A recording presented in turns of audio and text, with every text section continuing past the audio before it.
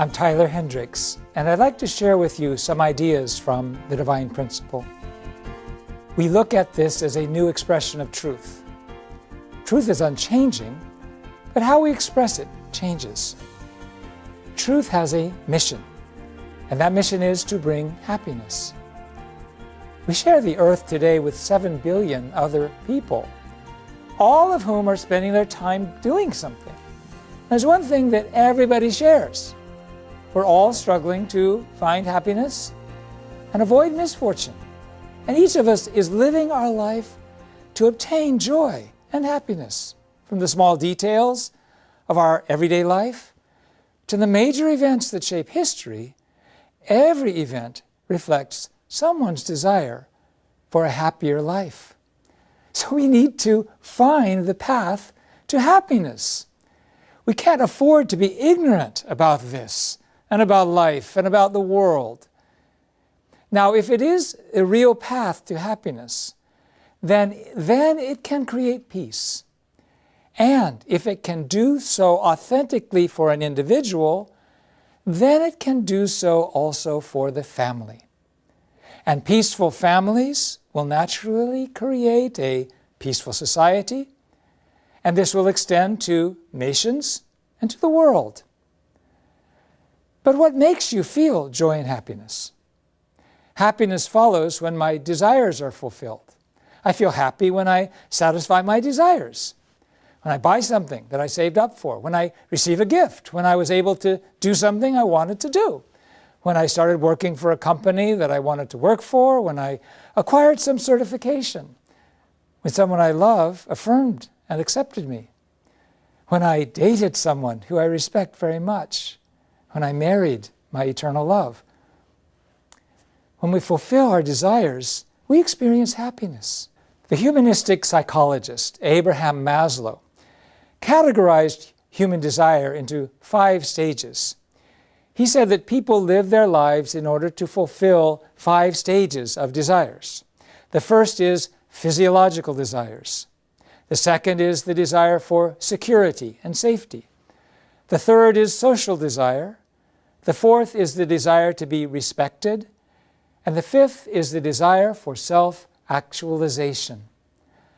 Our level of happiness, he said, increases based on the stage of desire we achieve. Fulfilling physiological needs brings temporary happiness, but gratifying desires for respect or desires for self-actualization brings a much greater sense of happiness. Now, with the unification principle, we take a little bit different perspective. We believe that we have 2 opposing kinds of desires. We have good desires and evil desires. People are directed by an original mind that attempts to achieve good desires. But we also have an evil mind, which attempts to fulfill evil desires. And we are torn between these 2 directions. In order to have happiness, we have to dispel the desires that lead us toward evil and pursue desires that lead us toward goodness. But we require the wisdom to dispel those evil desires that originate from our evil mind, and to pursue good desires that originate from our original mind. The Divine Principle provides us with that wisdom. That means it is a guide toward happiness that can fulfill our good desires. Now let's talk about this contradictory nature. Within the same individual is a fierce struggle between the original mind, inclined toward good desires, and the evil mind, inclined toward evil desires. Whenever something exists that is contradictory in its own nature, it will inevitably self-destruct. Imbued with such a contradictory nature, human beings and the world we create is self-destructive. The self-destructive state is called by Christianity the fall, and in Buddhism it is known as ignorance. When we look at the human fall from the intellectual standpoint, it means we fell into ignorance. So let's talk about this ignorance. We consist of a mind and a body, an internal and an external aspect. So there exist internal and external forms of knowledge. Accordingly, there are two kinds of ignorance: internal ignorance and external ignorance. What is internal ignorance? It means spiritual ignorance. For example, where did we come from? What is the value and goal of life? What happens after we die? Does God exist? What is good? What is evil? External ignorance means ignorance about the natural world, including our own physical body, about the fundamentals of the material world and the laws of nature. Human beings have ceaselessly been seeking the truth, to transition from being ignorant to having knowledge. Religion has been the path of seeking the truth by overcoming internal ignorance, and science has been the path of seeking the truth by overcoming external ignorance. We seek to overcome both types of ignorance through religion and science.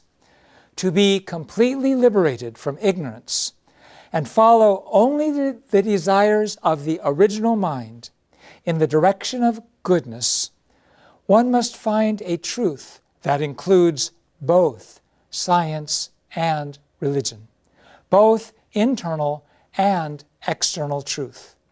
For this, we need a new truth that can become the path to happiness, that can end conflict, that can end corruption and self-destructive behavior. What is truth? Truth is unique, eternal, unchanging, absolute. Can a book be the truth itself? In Christianity, it has been thought that the Bible alone is the absolute truth.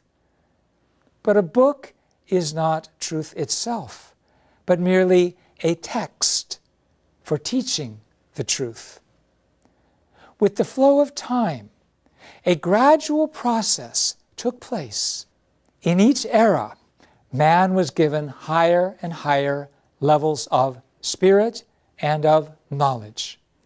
The range of truth that could be taught and the levels of expression and methods were shaped by the times in which they were delivered.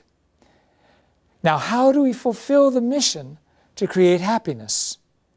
We have to find answers to the questions opened up by religion. For example, the meaning of the Bible, the teachings of the world's religions. For example, science, the ecological balance. For example, understanding the direction of history and the struggle between good and evil. This truth needs to lead humankind on the path to real happiness. Let's talk about the character of the new truth. It cannot be only a religious doctrine. It has to be an expression of universal truth. It has to arise from life experience, not just scholarly research or philosophical reflection. It cannot be the product of just another person's mind or experience. The new truth must come to us as a revelation from God. Our proclamation is that God has already sent a person upon this earth who can solve the fundamental problems of life and the cosmos. That person is none other than Reverend Sun Myung Moon. The unification principle of Reverend Sun Myung Moon calls us to follow this path to happiness for the 21st century. This person dedicated his life for the liberation of God and the salvation of humankind. He built a foundation in 194 countries.